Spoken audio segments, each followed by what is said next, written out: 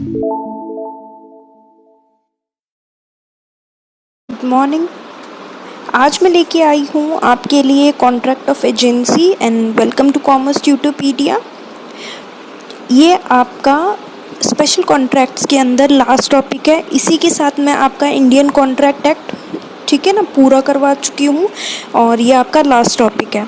आप मुझे फॉलो करना मत भूलिएगा। इसके बाद मैं सेल्स ऑफ गुड्स एक्ट लेके आने वाली हूँ आपके लिए, which is also very important topic. तो इस टॉपिक को शुरू करते हैं। Let's start. तो कॉन्ट्रैक्ट ऑफ एजेंसी जो इंडियन कॉन्ट्रैक्ट एक्ट के अंदर 1872 में डिफाइन किया जाता है the word agent and principal. इसका मतलब क्या है कि कॉन्ट्रैक्ट ऑफ एजेंसी के बारे में कुछ भी चीज़ डायरेक्ट नहीं गिवन है, ठीक है। यहाँ पे जो केवल डिफाइन किया गया है वो केवल एजेंट और प्रिंसिपल को डिफाइन किया गया है, ठीक है। नॉट, देखो यहाँ लिखा हुआ है मैंने कि नॉट डिफाइन एजेंसी और कॉन्ट्रैक्ट ऑफ एजेंसी, ठीक है। It is such a contract on which a person authorised by employer make the employer liable towards the third person. अब इसे समझने की कोशिश कीजिएगा। ये कौन सा कॉन्ट्रैक्ट होता है जिसमें एक पर्सन जिसे अथॉरिटी मिली है उसके एम्प्लॉयर से, वो उसे, उस एम्प्लॉयर को वो क्या करता है, लाइबल बना देता है टूवर्ड सच थर्ड पर्सन। अब जैसे कि मुझे किसी ने अपॉइंट किया है ना, अब मैं किसी थर्ड पार्टी के साथ कोई कॉन्ट्रैक्ट कर रही हूँ। अब वो कॉन्ट्रैक्ट किसके लिए कर रही हूँ, किसके बीच में कर रही हूँ, मैं केवल रिप्रेजेंट कर रही हूँ उस आदमी को, है ना। और मैंने थर्ड पार्टी के साथ एक कॉन्ट्रैक्ट बना के उसे लाइबल बना दिया जिसने मुझे अपॉइंट किया था। आई होप ये चीज़ क्लियर होगी।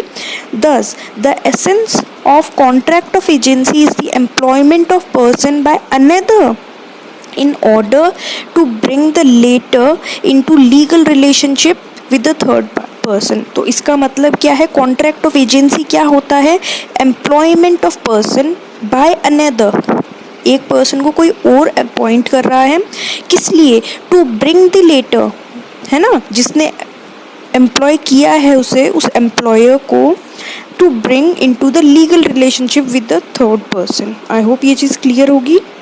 इसमें मुझे ये चीज़, एक और चीज़ इंपॉर्टेंट लगी थी कि किस मैक्सिम पे बेस्ड है ना, कि किस लॉ पे या किस प्रिंसिपल पे बेस्ड है ये, कि he who act through another does by himself, ठीक है। इसको हमें ध्यान से पढ़ना है कि he who act through another does by himself, ठीक है। कहने का मतलब ये है कि मैं किसी और को किसी काम के लिए लाइबल बना रही हूँ, ठीक है। मैंने लेकिन लाइबल मैंने किसी और को बना दिया। अब है पार्टीज टू दी कॉन्ट्रैक्ट। अब मैंने अभी भी आपको कहा कि यहाँ पे एक एम्प्लॉयर है, एक एम्प्लॉई है, लेकिन इसके अंदर उसे क्या कहा जाएगा, ये बोलता है कि यहाँ पे contract of agency mainly have two parties which is agent and principal, ठीक है। अब प्रिंसिपल एजेंट को अपॉइंट करेगा। अब ये चीज़ गिवन किस में है, हमारे सेक्शन 182 के अंदर। An agent is a person employed to do any act for another or to represent another in dealing with third person, ठीक है। तो ये एजेंट होता है। जबकि प्रिंसिपल कौन होता है, for whom such act is done or who is so represented is called the principal। इसका मतलब एजेंट प्रिंसिपल को रिप्रेजेंट करता है किसके सामने, थर्ड पार्टी के सामने। अब इसके एसेंशियल एलिमेंट्स भी देख लेते हैं। अभी भी हमने देखा कि टू पार्टीज होते हैं, ठीक है। उसके बाद कि एजेंट जो है obtains authority with consent of principal. ऐसा नहीं है कि उसको बिना इन्फॉर्म किए ही वो कोई कॉन्ट्रैक्ट कर जाता है, नहीं, ये प्रिंसिपल खुद उसको अपॉइंट करता है इस चीज़ के लिए, ठीक है। अब third, agent creates legal relationship. अभी हम पता लगा था कि लीगल रिलेशनशिप मतलब कॉन्ट्रैक्ट के लिए लाइबल कर देता है प्रिंसिपल को, between principal and third party.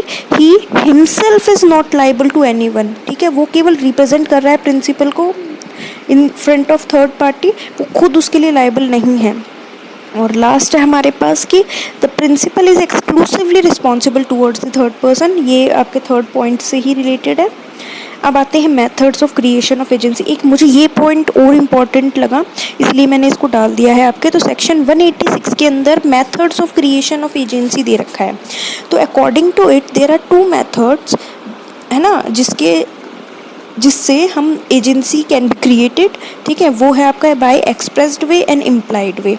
अब इसका एग्जाम्पल मैं खुद बताऊंगी आपको कि एक्सप्रेस्ड वे क्या होता है, ठीक है ना। अब एक्सप्रेस्ड वे क्या हुआ हमारा कि सपोज करो ए ने अपॉइंट किया है बी को to collect the rent of his houses, है ना। तो this is a method of creating agency by express way. तो एक्सप्रेस वे, ठीक है। अब है आपका इम्प्लाइड वे। इम्प्लाइड वे क्या होता है, the relationship of husband and wife also contains, है ना, implied authority. When wife takes डेप्ट for family purpose it is called her implied authority, ठीक है।